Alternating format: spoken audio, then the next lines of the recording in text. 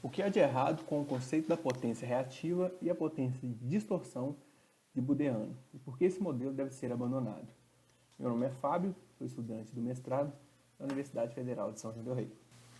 Vou fazer aqui um estudo com base nesses dois artigos de 1987 e 1927. Esse artigo vem refutar o modelo proposto por Bodeano em seu artigo. Bodeano, em 1927, começou a iniciar os estudos sobre componentes harmônicas e definiu que a tensão e a corrente era dada pelo somatório de cada harmônica presente. Com isso, a potência aparente, que seria tensão ao quadrado vezes corrente ao quadrado, daria a multiplicação desses somatórios. Como a corrente foi definida uma parcela em cosseno e uma parcela em seno, se nós substituirmos aqui, nós temos que a potência aparente será dada pelo somatório da multiplicação da tensão pela parcela do cosseno mais a tensão pela parcela do seno. Com isso, ele utilizou o teorema de Lagrange, que dá para abrir a expressão do produto de dois somatórios. Nós temos o produto somatório de A e B, nós vamos fazer isso aqui duas vezes, sendo esse o termo A e esse o termo B, e depois esse o termo A e esse o termo B. Nós vamos encontrar essas duas expressões e somá-las. Chegando então ao modelo de potência de Bodeano, que ele definiu que essa era a potência ativa, essa a potência reativa e essa uma potência de distorção. Sendo assim, nós temos potência ativa, reativa e distorção, e a soma delas vai dar a potência aparente. Bodeano também definiu que a potência de distorção seria dado simplesmente isolando esse termo. Com isso, nós entramos nesse artigo de 1987, que vem refutar essa ideia. Por quê? Ele vem apresentar que o somatório desses termos podem se anular e mesmo assim teremos potência reativa. E o mesmo pode acontecer aqui. Como Bodeano só levou em consideração o somatório, então o somatório poderia se anular com algumas componentes internas dele, do próprio somatório. E aí se daria nulo, mesmo com essas componentes não sendo nulas. Para isso, a gente vai aqui apresentar o primeiro exemplo. É um exemplo simples, com uma fonte de tensão com frequência de 1 radiano por segundo. E ela contém três harmônicas.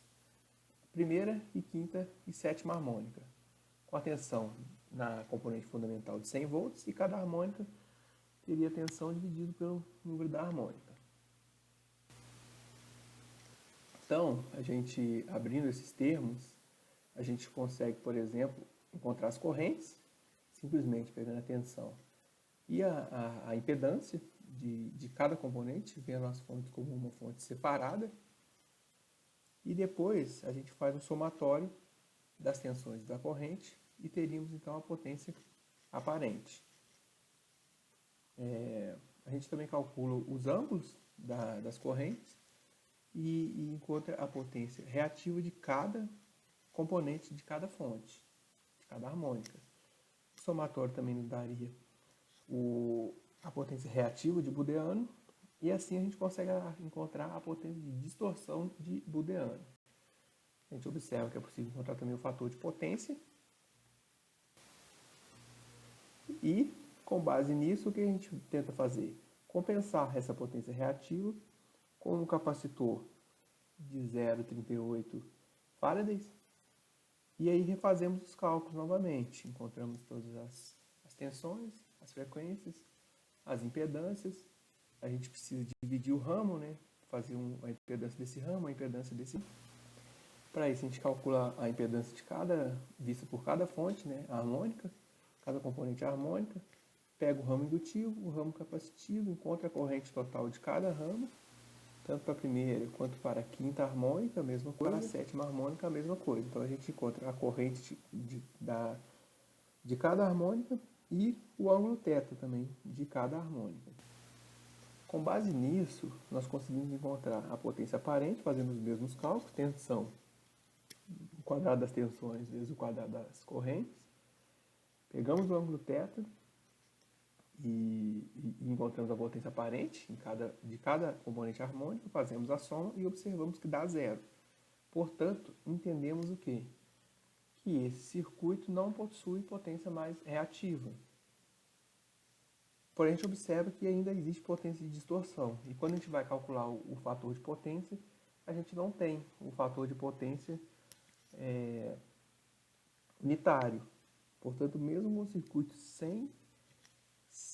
circuito mesmo sem componente de potência reativa, ainda está com um fator de potência baixo, não unitário.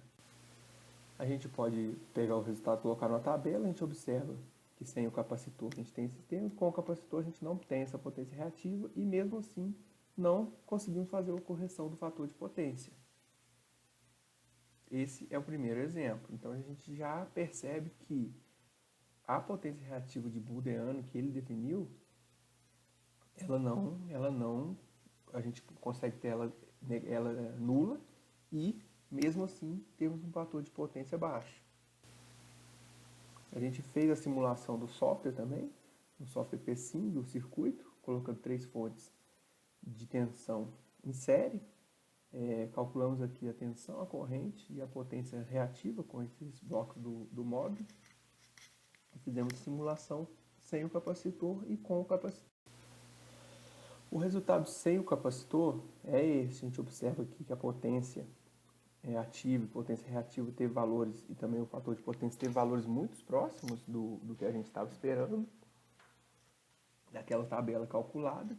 E a gente observa aqui que a forma de tensão, a forma da tensão com as componentes harmônicas, a gente também tem uma onda distorcida de corrente. O bloco de potência reativa sem o capacitor nos deu um valor bem próximo lá de 5K, que já era o esperado. E aqui a gente tem a simulação do circuito com o capacitor. A gente observa que a potência também está bem próxima do esperado, fator de potência, e mesmo assim a gente ainda tem uma onda bem distorcida. E aí a gente vê que o modelo de potência de Booleano, a gente consegue anular a potência reativa e mesmo assim concluir que não resolveu o problema do fator de potência. Bom, o que a gente pensa então? Que o problema está nessa potência que foi dada a potência de distorção. Para isso a gente vai abrir aqui a expressão da potência de distorção, chamar toda essa parcela aqui de A, isolar ela para trabalhar ela melhor. A gente tem ela aqui novamente, a gente fez uma modificação matemática aqui que não influencia, somou e subtraiu o mesmo valor, essa parcela aqui, e esse valor encontrado é nada mais nada menos que o produto notável da diferença aqui dos tensão e corrente. E também aqui a gente pega esses dois valores que sobraram, coloca em evidência, vai ter 1 menos esse cosseno. Bom, se a gente quer anular essa potência de distorção, a gente iguala a zero e faz com que as duas parcelas sejam igual a zero, tanto essa parcela quanto essa parcela. Para essa parcela aqui ser igual a zero, a gente tem essa expressão, e se a gente tiver os ângulos aqui das componentes harmônicas sucessivas, né, e a componente 1 e aqui no N seria M mais 1, a próxima componente harmônica, se eles forem igual, a gente tem a condição aqui para zerar esse A e, dessa maneira, zerar a potência de distorção. Então a gente vem agora para o segundo exemplo, que a gente tem uma fonte de tensão com a harmônica de terceira ordem. A gente tem um ramo capacitivo e um ramo LC.